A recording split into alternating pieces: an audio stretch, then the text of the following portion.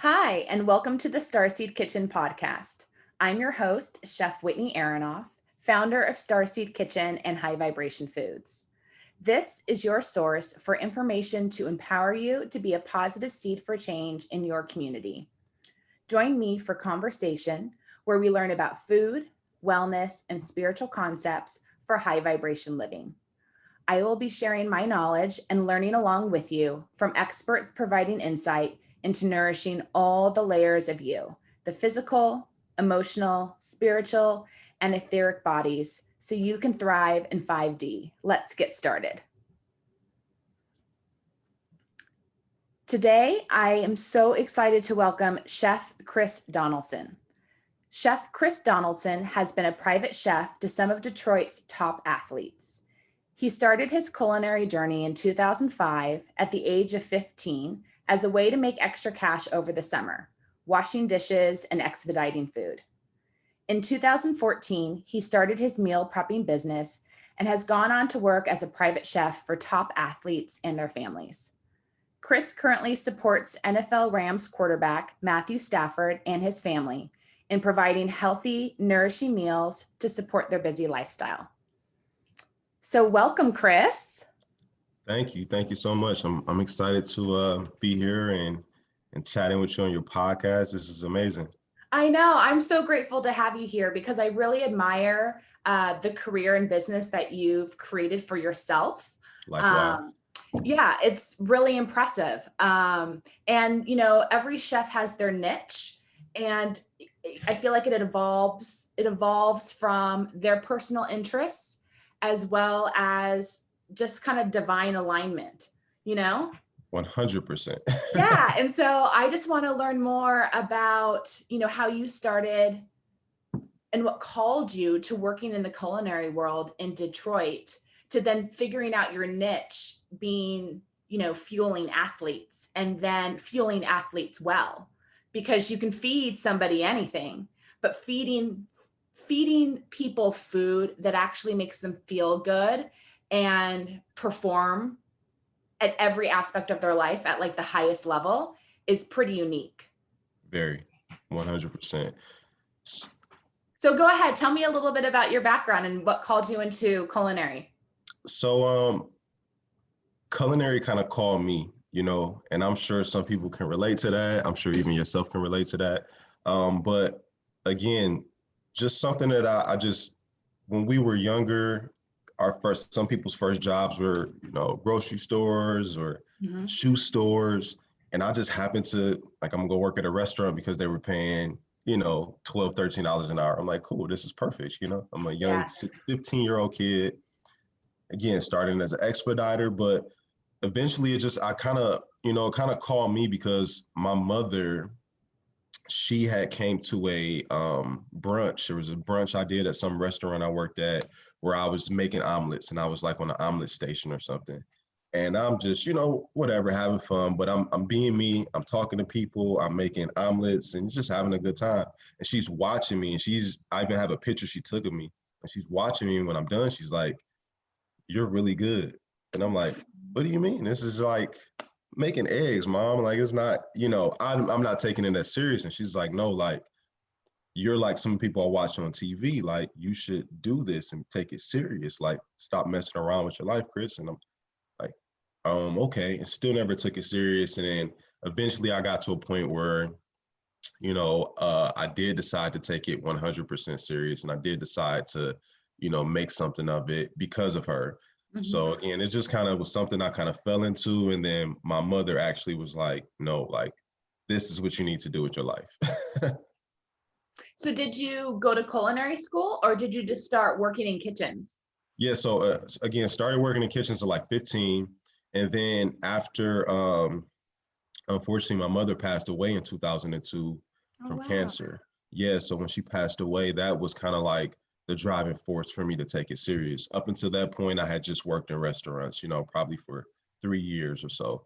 And at like 19 years old, 20 years old, um, she had, passed away. And when she passed away, I decided I wanted to go to school and, make her proud and make something of myself because of, you know, the career she's seen for me. She's seen it in me, you know, and sometimes our parents could see it before we can, right? So I'm thankful for that. Wow. She must be so proud of you. So I incredibly hope proud so. of you. Absolutely. Absolutely. So how did you make the transition? Because this is the hardest part. How do you make a transition from working in restaurant kitchens to getting individual clients and working as a personal chef or a private chef? So as a person in general, I'm very much so like, um, if I want it, I'm going to get it. You know, it's like a stubborn almost mentality, but it's a good stubborn, you know, because I've been like that as a kid, and I wanted to get out of kitchens. I had been in kitchens for, at that point, 10 years or so. So I had seen the highs of the highs, the lows of the lows, and it was just draining me. And I knew that, you know, my worth was more than where I was at in my life. So Yeah. I decided to start doing dinner parties or like appetizer parties for a couple friends who allowed me to come in their house, but I didn't make any money from it. You know, I Yeah. would like I would charge them like $300 and groceries would cost like 325. You know, and I'm Yeah. like, but my whole purpose behind it was, you know, if one or two people are comfortable enough letting me in their household and we, you know, we're Instagramming pictures, videos, etc. If one or two people are comfortable enough to see that, then my brand and my image and my audience and my, you know, ultimately my customers would see it and go like, oh, okay, well, Chris does dinner parties and appetizer parties. All right. And I know Chris, or Chris, you know, my friend knows Chris, and he did her party. So it just made it just more welcoming than me just saying, hey, I'm a private chef. Let me come over and cook for you, you know? So I Yeah. wanted to, you know, I knew I had to invest into myself by not making any money at first, but it was just to show like, hey, like there's this side of me. You know, I know you guys know Line Cook Chris, who's cracking jokes, you know, and Yeah. working late and, you know, partying and all that stuff. But there's this side of me. So I just kind of manifested it. And you know, and I started the business. That the business that I started was it was kind of like me pushing myself off the ledge. Yeah. 'Cause I knew if I had just kept saying I wanted to do it, that it would procrastinate. But when I decided, like, hey, I'm going to purchase an LLC, I'm going to start a website domain. You know, I'm going to pay for a website domain, create one. I'm going to put together content. You know, I'm going to scrub my Instagram of all the childish bullcrap that was on it before and just make it food based and food focused. And then I'm going to create something here. And now that I have this platform and this base, you know, I can't run from it. I Yeah. can't procrastinate. Oh, I'll do it tomorrow. No, I have a website that charges me so much a month to keep it up. Yeah. You know, I've got all these things set in place. So here we go. And once I had everything established as a business from, you know, that side of it, I decided to, again, like I said, do the parties and just put it all together, package it, show it to everyone, give it to everyone. And that's kind of how I transition myself out of it. I did something very similar. So to anyone in the culinary world that's listening to our conversation that wants to be a personal chef or a private chef, I did the same thing. I had been working in a farm to table restaurant for a year. I knew I had to get out if I wanted to be able to like physically take care of myself, let 100%. alone be able to pay my bills. And yeah, and so I made business cards. I left the restaurant and I gave myself 30 days to become a personal chef. And I found a friend of a friend who would let me do meal prep for them. They just covered the cost of the food. My time was free. So I could start to practice building the menus, prepping for them every week. And I just started telling everyone I was a personal chef and I do this meal prep service. So I was actually physically doing it for somebody for free. I was Mhm. communicating it, and literally the clients started coming within 30 days. And I had the Within, cards to show for it. And it was the most incredible kind of manifestation experience mhm. I'd ever had. Really, it took 30 days and it happened. And I put energy and focus and thought behind it. Um, but I mean, that was the best way I found to to get things going? I tell chefs all the time, prepare for preparation. And they're like, oh my God, that's kind of redundant, right? But this is exactly what we're talking about here is, when you started to meal prep for your friends, did you lose me? I'm sorry. Oh, it's all right. You're When back. you started to meal prep, good, okay. When you started to meal prep for your friends, you were prepared for preparation because you had business cards, because you knew that in your head, when you're manifesting something, it's a feeling, right? Yeah, So it's like it's a done deal. Already know it is. Exactly. Now you're just working on the ego to allow yourself to truly believe you are capable. And had you not had those business cards, it made you take a step back, because it's like, oh, hey, let me grab a piece of paper and write it down or something, Yeah. But having those business cards had you prepared. So now if there's 10 people asking for you, here's 10 cards, here you go. And I'll hear from you this weekend, And that's a huge thing too, is preparing for preparation, always knowing that if you're going to manifest it, be ready when it comes, because it's coming. You're putting all your energy into it. Absolutely. And you also just need to, if you really want something in your life, and you're feeling like you're not worthy of it, then you need to figure out the things that you can do to support your ability to believe in yourself. And so for me, it was creating those business cards and practicing what I wanted to offer. And so I think you can apply that lesson to any aspect of your life. 100%. You almost just have to build yourself up to believe that you deserve to have that in your life, and then you'll have it. 100% agree. This is funny that we have these similar experiences from different places in the world. So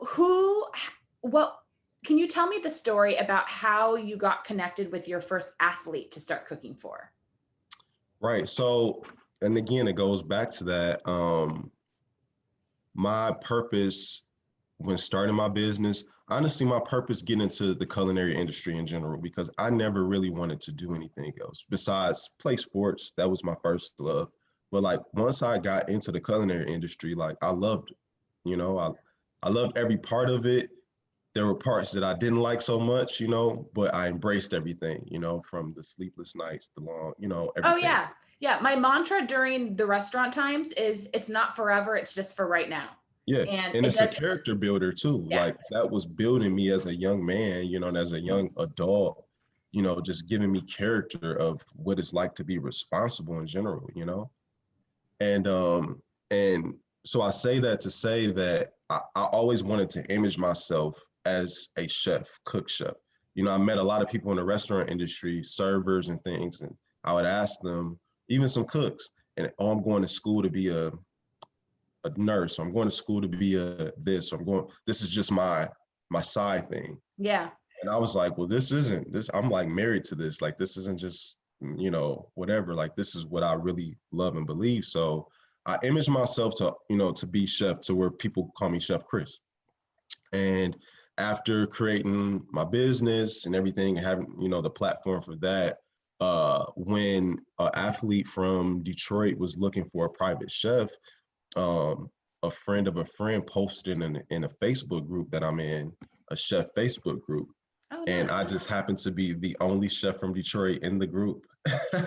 Every other chef is like Memphis, LA, all over the place, Florida. And I'm like the only Detroit chef. So they posted, hey, looking for a private chef for an NBA client, need help. And 50 people, Chris Donaldson, just plug my name in. So I'm getting these notifications from Facebook and I'm like, what the? So I look and I see the post and I'm like, oh, crazy. So to dive into that really quick, the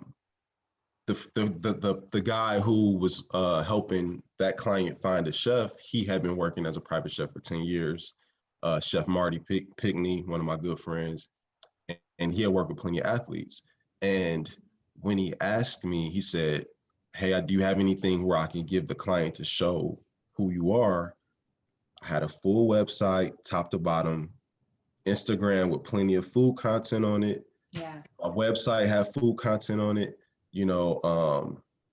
I had business cards, I had logo, I had everything packaged as a business. So as soon as he asked me, I said, yeah, sure. Boom, sent it to him in like 5 minutes.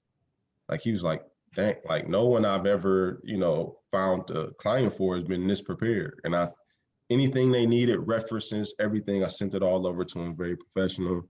And within, a month or so, I was signing my contract to work with my first professional athlete. Amazing. Because you had everything already lined up. You had done your homework and you prepared the documents. So when somebody asked, you were ready to go. Ready to go. I didn't want to give it any room for, okay, well, I got another guy or another lady who's interested, or, oh, if they are, then they're not moving as fast as I am. Here's all my information. Tell them I'm ready. I can start tonight. And that's so smart of you to have joined Facebook groups for fellow chefs. Yes. I'm a part of one for female chefs. And I only joined it maybe a year ago, but I wish I had joined it from the get-go as soon as I was out of culinary school. It's been so helpful just to broaden your mind on the opportunities for a chef, and just to remember that there's people out there you can ask questions to. 100%. And everyone kind of, in the culinary industry, you all kind of share the same story as far as experiences go. Yeah. So it's easy to relate on that level, or someone who may be unhappy in this setting. Sometimes people will just jump in a group and say, hey, like this, what does it take to be a private chef? People give me, and that's when you can give back, and when you give to the community, they give back to you eventually, so that's what's so amazing about it. And I'm thankful, Facebook group helped me, plunge me into this part of my career.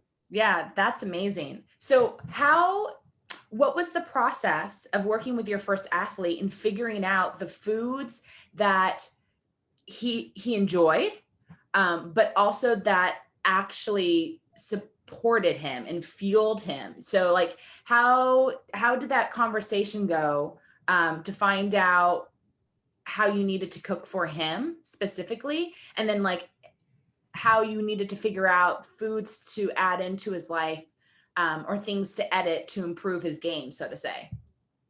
Well, so it's kind of like 3 answers to that. I'll try to make them short. But so with athletes, a lot of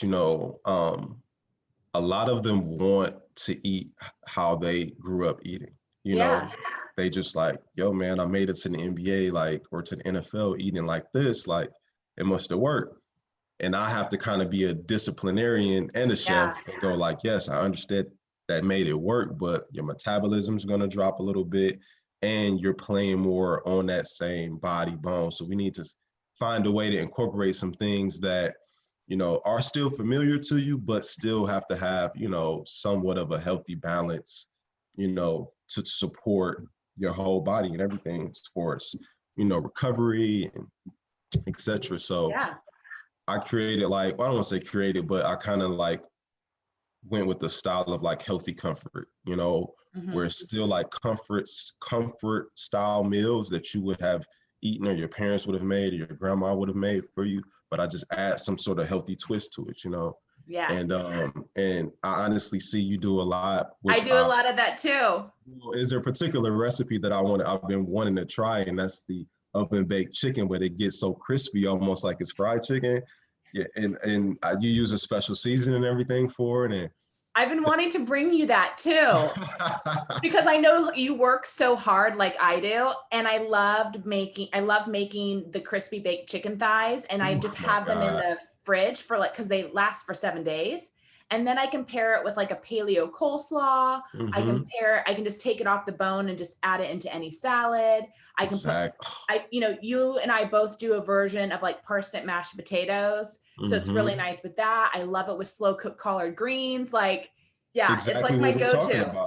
But, and again, so like you being, or having, a base in the South and, working and going, like you understand how people from the South, like they want to eat that type and they want to somehow, some way incorporate it. So they are not willing to change their food preferences at all, but you just need to figure out how to continue to feed them the way they want to eat, but make them skinny or make them healthy. Make them healthy or dial it back, or we could do cornbread, but let's do a gluten-free version of it, Yeah. It's just different ways. And it's swapping quality over quantity. So it's like you and I both have different versions of mac and cheese. And so I just make the mac and cheese with the best quality ingredients I can get. So I do a mac and cheese with white cheddar and green chard.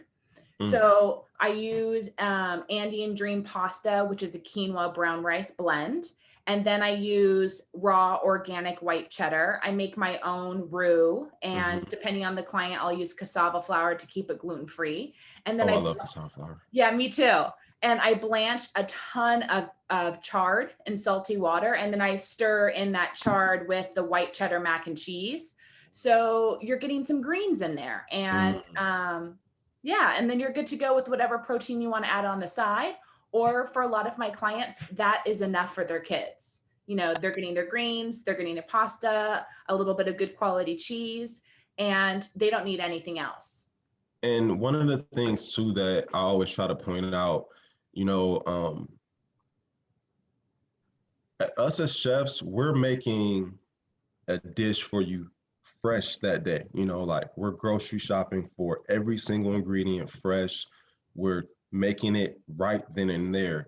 So the difference, even with that, still making a mac and cheese, the difference with that between buying a mac and cheese, you don't know when it was made. The ingredients, the milk could be 3 days old. I mean, like we work in the restaurant industry, so we know how it goes. Yes. Sometimes you kind of rob Peter to pay Paul, and in so many words. So you like even the difference there is having a chef even preparing the food that day for you. You are also, saving your body from some things that it probably shouldn't be having or needing just from that. Even if I decided to use the exact same ingredients, I'm actually making it fresh that day. It's not being reheated, et cetera, et cetera. So I think that's something important too that I try to point out is just like fresh and quality ingredients, that's nourishing to the body, to the soul.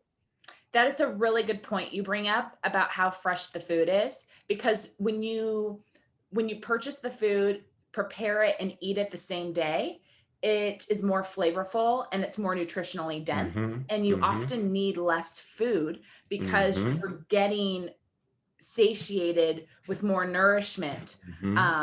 And I often forget that point, how important it is, and how unique it is when you have a personal or private chef that you're getting fresh food, truly fresh food. So great reminder.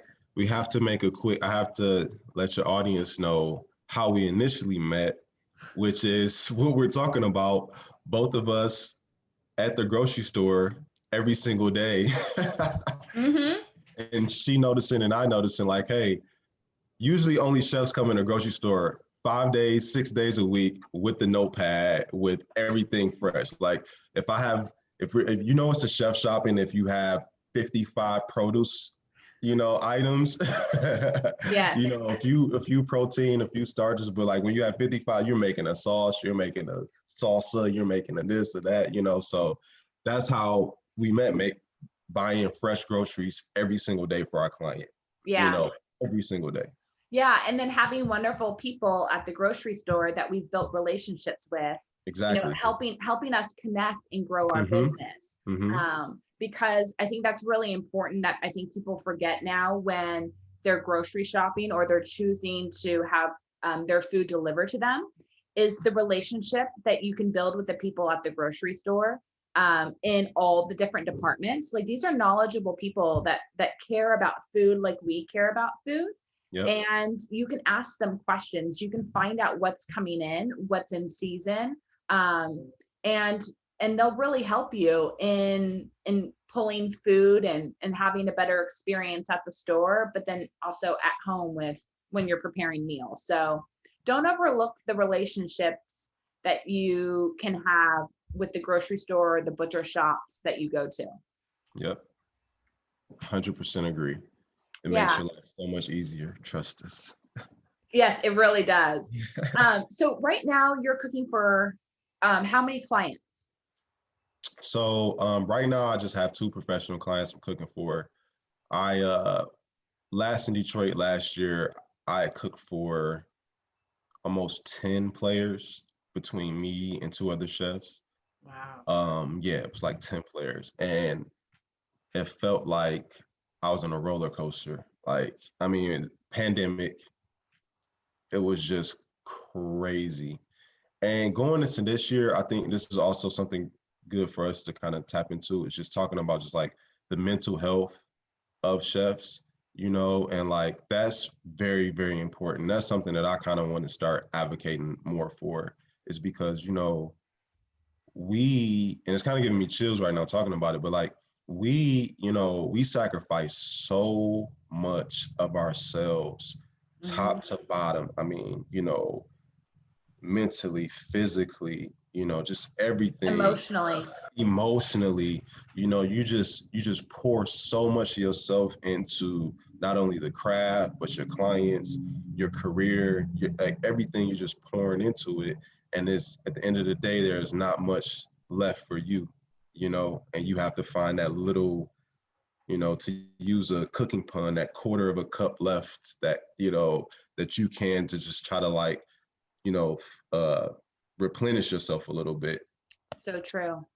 So I think that's just something important that, that I kind of went through that last year going to this year with those clients, was just mentally, it wasn't even about the money anymore, and just to be quite frank, I don't know if I would have ever said that because I always been not money hungry, but like, yo, this is the goal and the purpose, is to be able to make a great living, help support my family, etc. Yep. So, but going into this year, I was just like, it's not about that, because mentally I was just so thrown off. And creatively, I don't want to say I lost my way as a chef, because I'm still able to find that. Thank God I'm still able to tap into a creative, you Yeah. know, And get amongst, excited. and get excited, Yeah. amongst everything going on, like I can still escape into that.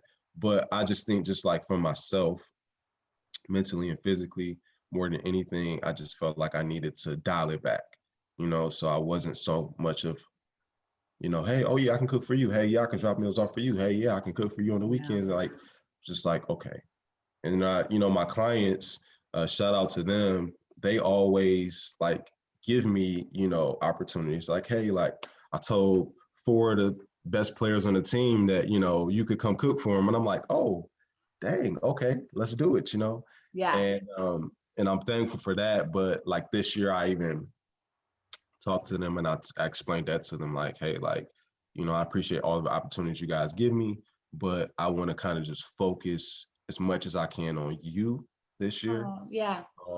And everything that's you came here for, we all came here for, I wanted to focus as much as I can on that, because ultimately, like, that's the goal, is for, I want my client to win a championship and get all of the awards that he should and always have been deserving of. So, yeah, I just kind of dialed it back this year and just took on just one client so far, and just kind of like taking my time with that and just experiencing everything in LA, and just, Good. trying to keep myself mentally.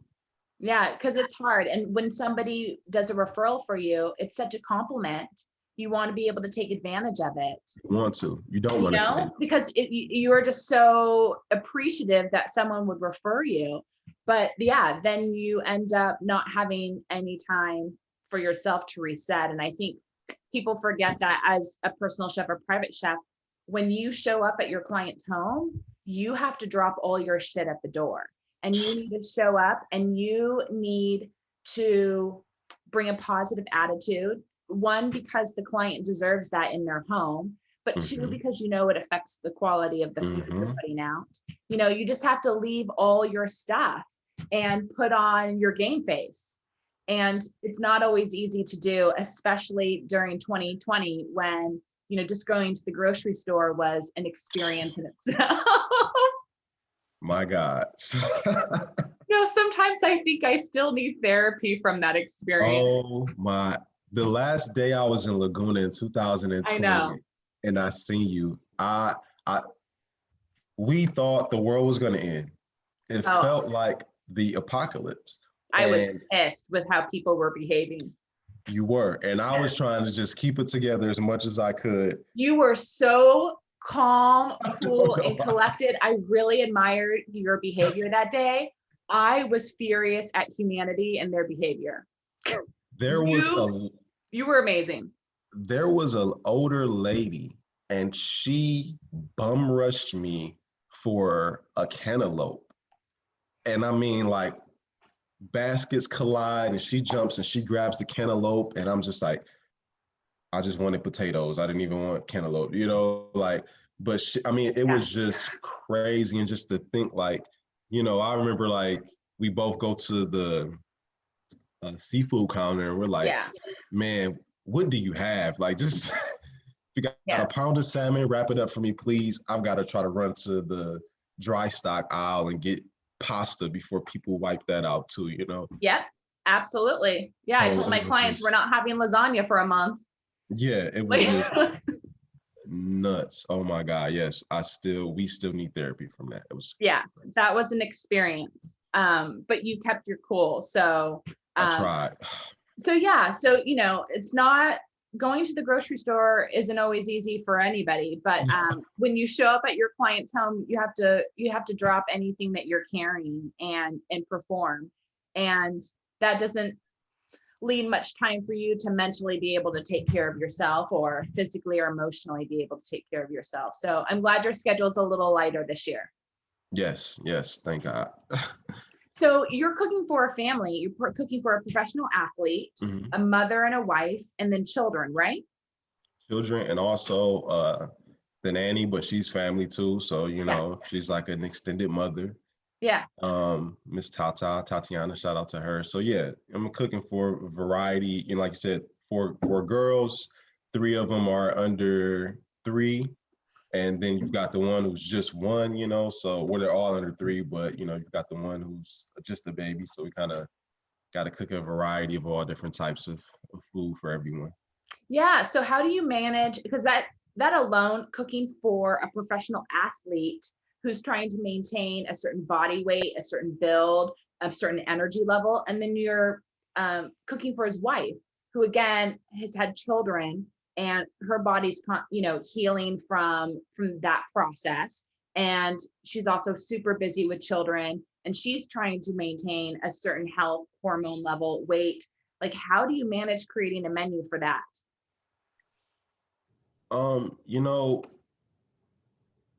It's really boils down to, just caring, and I know that sounds super simple, but when you care about someone in general and their well-being, like, you will make sure you do whatever you need to do to support that, so when it comes to my clients and what they need, it doesn't matter what I have to make, where I have to go get it. Like, I'm willing to do that. So when it comes to just like creating a menu, I'm transparent with them. We talk about different things. They'll tell me different things they may be interested in trying.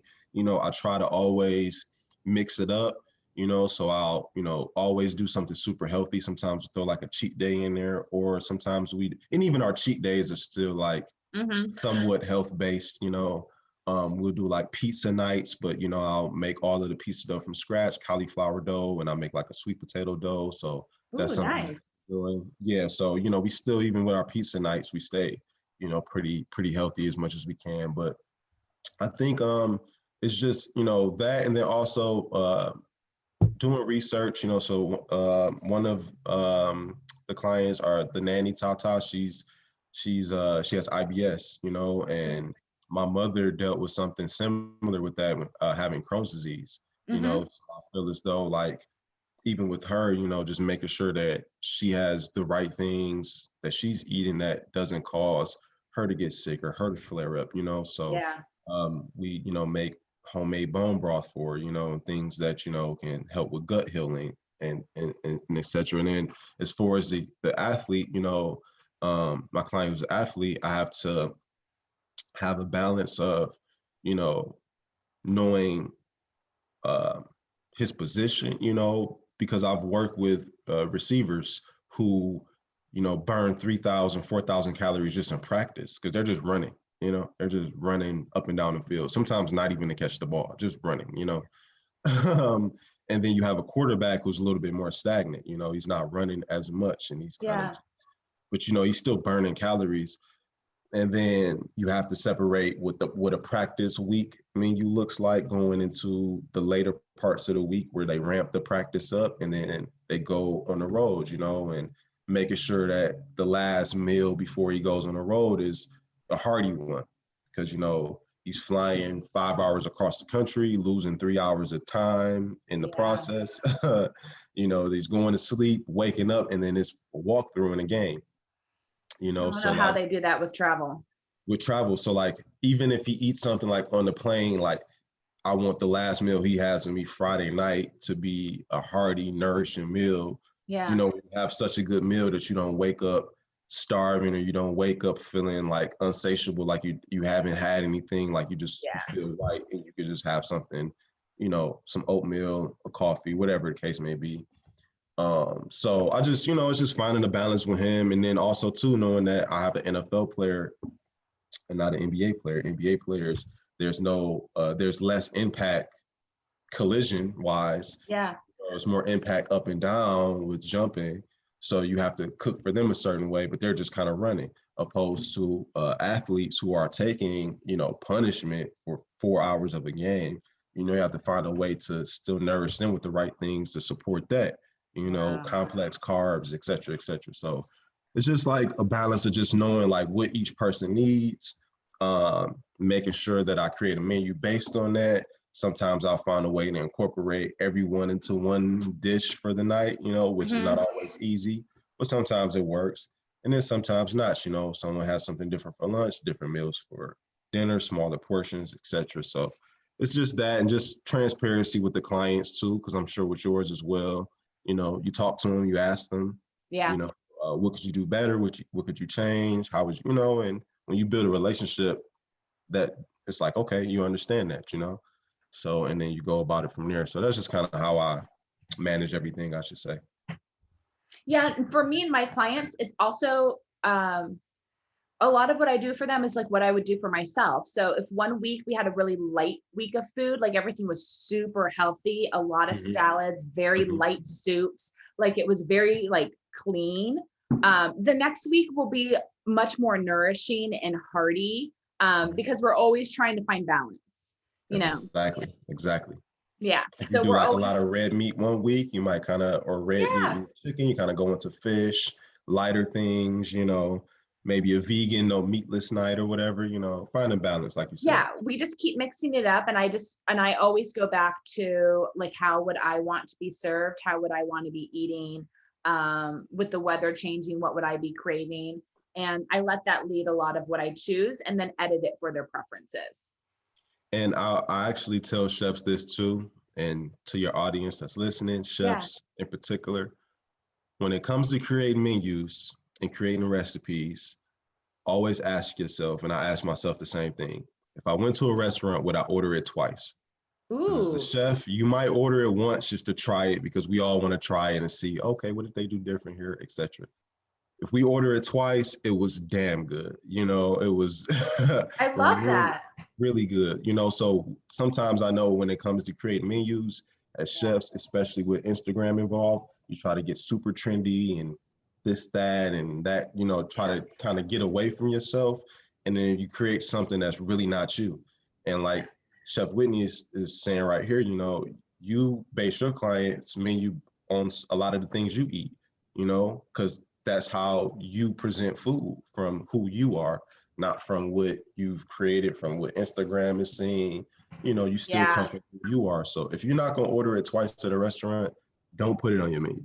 Yeah, absolutely. And I think people should know that I find as a personal chef, a lot of my clients like consistency. They kind of like the same things over and over again. And that's okay. Like you don't need to be, it's not like when you're a kid or you're young and you're like, I can't wear the same shirt in a month. Like I need to not repeat outfits over a 30-day period. Like Yeah, no, you can repeat not like food that. within a 30-day period. It's Yes. okay. Nobody's judging you. Um, and a lot of my clients do, if there's a dish that they like, they'll probably have that dish every other week, Hmm. and Absolutely. that's totally fine. Don't stress about it. And then at some point you'll move on from that and you won't want it again until, the next season. Yeah, absolutely. 100%. Is there anything that you're making for yourself right now, or anything that you've been craving and have wanted at the time to make for yourself? Um, I've been craving, I've honestly been craving like a good like soul meal, but I think it was last week I had like a day off in the middle of the week, and I never cook for myself anymore because obviously it's just too busy. Well, and you live next to Erewhon, so I wouldn't cook for myself anymore either. And I just go grab a little Erewhon dinner dish, to one protein, two sides, and I'm good to That's what I would do. So, but yeah, and that day during the week I had off, I had like made a couple meals for myself, Mhm. and I did like a little like pan mac and cheese, pan sauce mac and cheese, some like roasted sweet potatoes, and like fish, but it was just something healthy, but still kind of like with a little bit of soul feel to it. And I could feel the difference just in what I cook opposed to what I eat anywhere else. And I just missed that feeling. Like I was just like, damn, I miss cooking for myself. Even though that's like, people are like, man, like I hate cooking for myself. Like I don't, but I just miss it because I know exactly what I'm putting into my body, and I know exactly where it came from, and I know exactly how much of it is in this, and I can feel it, it's crazy. I could feel Yeah. the difference. I didn't feel like a fool and like, oh, I just gotta lay down. Like I felt like I could go run. I had energy. I felt different. And that was just that feeling, that emotion that I had was just like, man, like I miss like cooking meals for myself, breakfast and lunch and dinner and stuff. So I guess that kind of answered the question. I kind of No, just that's made good like to know. Yeah. the other Well, last. now any ladies that are listening to this, if they want to, serve you dinner someday, they know what they can put together. They know what to go with. There you go. Yeah, perfect. Well, where can our listeners learn more about you? So Instagram, I'm very active on there, at Fresh2Fit FIT PC. And then also my website, there's a lot of information about me on there as well. Fresh2Fit Private Catering.com. So yeah, but if you want to like interact with me, talk with me, or just kind of, get a feel for who I am and my content, Instagram is probably the best place to go and check all that stuff out. I'll put a All lot of right. content up there for you guys. So Perfect. And you've been putting up like tons of beautiful videos of the different meals that you eat. So I've even enjoyed that. So keep it going. thank you. Thank you. So I love to have my guests on my show kind of just share a wellness tip, or a healthy tip that people can consider, adding into their life. Can you leave our listeners with one healthy tip they can consider, to improve their overall well-being? Yeah, I would go back to, mental health again. And even if it involves making a simple dish, make sure that whatever you create, whatever you make and you put together, whoever it's for, just know that it's a piece of you. Know that it's an extension of you. Know that it is coming from you, and you are transferring some type of energy in that dish to the next person. So mentally be in the right space when creating whatever you create, because that's ultimately that energy is gonna pass, to the next person that you feed it to. So, when it comes to food, my biggest philosophy when it comes to that, as far as nourishment, is finding a balance. knowing that you are human and it's okay to have chocolate, and it's okay to dive into those things, but also try to find a way to, if you love a certain dish, how could you take all those ingredients and separate and substitute them for a healthier way? Challenge yourself that way when it comes to nourishment. I love chocolate and peanut butter, so I've created this really, really great, like, no bake, vegan protein chocolate peanut butter bar, and it satiates what my M&M habit would be, or my Reese piece habit would be. So I would just say that would be like my nourishment tip. Is just make sure you're in the right mental space when creating whatever dish you do, and then just substitute whatever your favorite things are. Try to substitute and create something healthier if possible. Challenge yourself to that. Yeah. That was a great tip. I really appreciate it. And I really appreciate you sharing your culinary journey and your food philosophies. Your clients are so lucky to have you, and LA is so lucky to have you. They really are. And I'm so grateful to know you. And thank you so much for your time today. And Absolutely. I will share some chicken thighs with you when the next time I'm up in LA. Yeah, let's do that. I need those. Yeah, absolutely. Absolutely. Well, thank me. you so much. And I hope I can have you on again sometime. Absolutely. It was fun. Thanks again. All right. Bye. Bye-bye.